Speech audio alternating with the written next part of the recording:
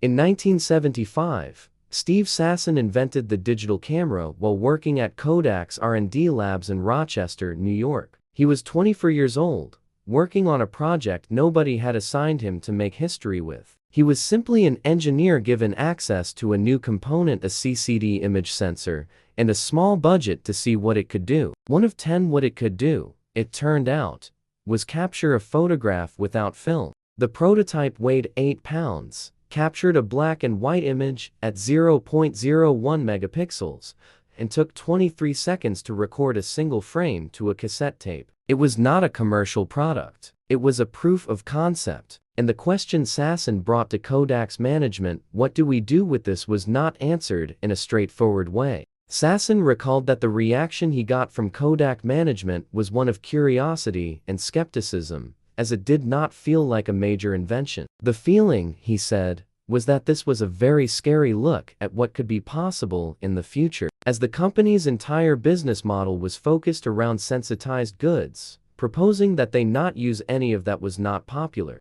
This is the part of the Kodak story that everyone knows, or thinks they know. The narrative is clean. Kodak invented the thing that would eventually destroy it, and then suppressed it to protect the film business, too short-sighted to see the future they'd already built. That narrative is not wrong. It is also not the whole story, and the part it misses is both more complicated and more instructive than the simplified version. Because the specific way Kodak handled the digital camera wasn't suppression in any simple sense. It was a 40-year relationship with an invention that the company simultaneously funded, patented, developed, and could never quite commit to in the way the invention required. Understanding how you invent the thing that ends you, and why that process is almost inevitable for companies in Kodak's structural position, requires looking more carefully at what Kodak actually did with the digital camera, not just the moment in 1975, but the 27 years that followed.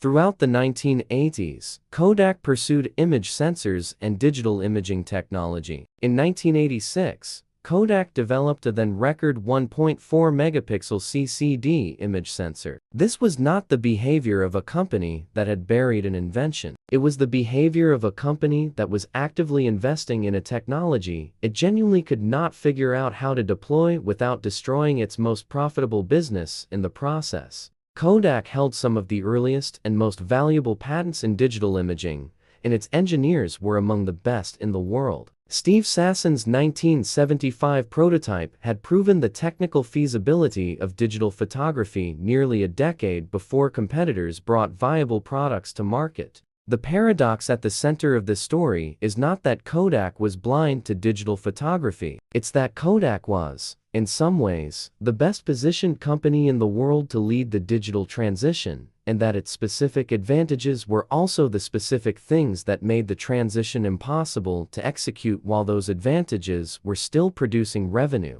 CEOs Colby Chandler and later Kay Whitmore diversified Kodak's chemistry expertise into cosmetics and pharmaceuticals, instead culminating in the 1988 purchase of Sterling Drug for $5.1 billion.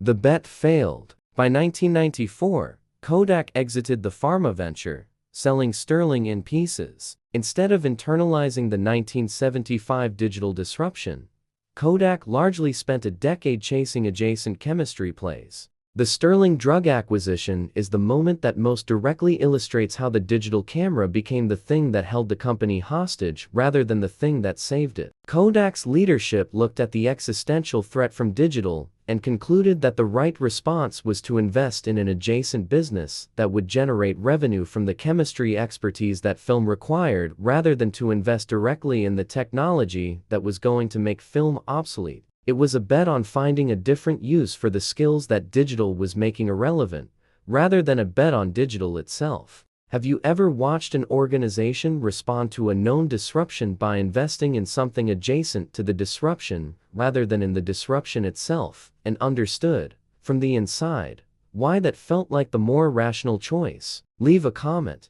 Kodak launched digital cameras, yes, but half-heartedly, often pricing them to protect film sales or limiting their distribution. They behaved like incumbents trying not to lose, while others were playing to win. This is the specific mechanism that the Kodak suppressed digital narrative misses. Kodak didn't suppress digital photography. It deployed digital photography in ways that were optimized to minimize the damage to the film business rather than to maximize the growth of the digital business. The pricing strategy is the clearest example. When Kodak launched consumer digital cameras in the 1990s, the pricing and feature decisions reflected a calculation about what customers would purchase instead of film rather than what would make Kodak the dominant digital camera company. A digital camera priced to avoid competing with Kodak's film-based cameras is a digital camera priced to lose market share to Canon, Sony, and Nikon companies that had no film business to protect and could price for digital market dominance instead.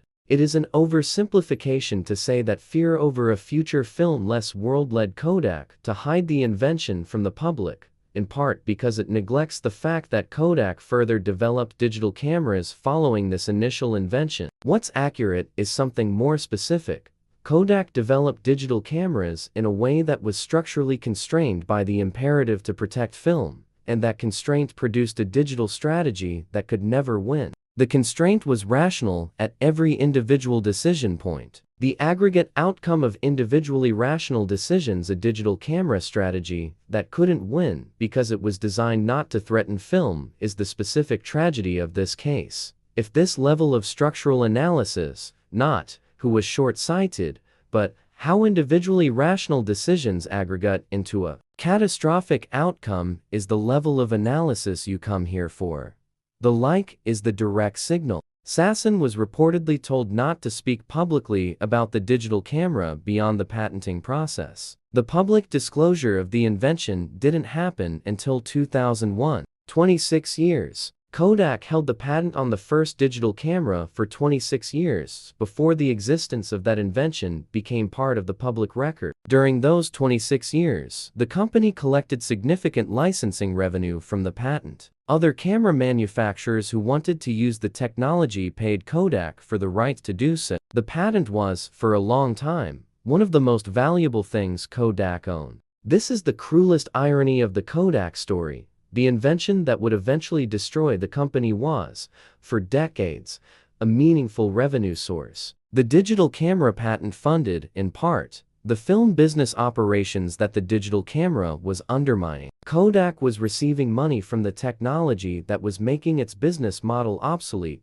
and using that money to continue operating the business model being made obsolete. The engineers who worked on digital imaging at Kodak during the 1980s and 1990 seconds were not, in most documented accounts, doing work they believed was being suppressed. They were working on technology they believed in, receiving genuine investment from the company, and watching the results of their work get deployed in ways that were structurally constrained by an organizational imperative: protect the film margins that nobody had explicitly asked them to share, but that everyone inside the company understood. The 145,000 people who worked at Kodak at its peak did not make the decisions about how digital camera pricing was set, or whether the sterling drug acquisition was the right response to the digital threat. They showed up, did technically excellent work, and found themselves employed by a company that had done everything except the one thing that would have required giving up the thing that was funding everything else.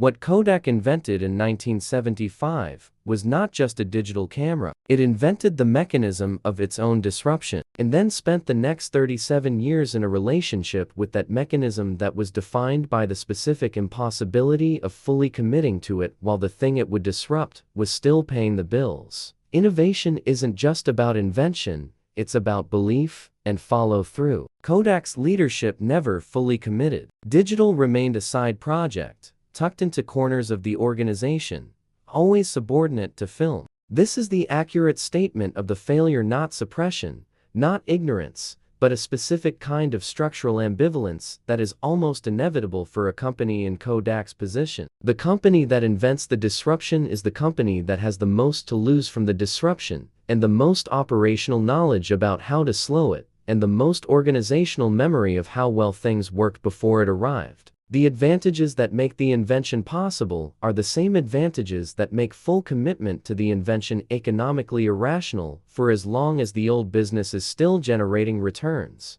The practical thing: if your organization has invented acquired, or licensed a technology that represents a genuine threat to your current business model, the question to ask is not, how do we manage the transition? The question is, are we deploying this technology to win, or are we deploying it to minimize the disruption to what we already have? If the answer is the second one, and it almost always is, the deployment will produce a result that neither protects the existing business nor wins the new one. It will simply slow the process by which the technology becomes someone else's competitive advantage. The next episode looks at a company that understood something about its own customers that its disruption narrative completely obscures, and that understanding, properly examined, changes what lesson the story actually teaches. This content was developed with the support of artificial intelligence tools and underwent human review, editorial curation, and approval before publication. The analysis presented here is strictly educational and philosophical in nature,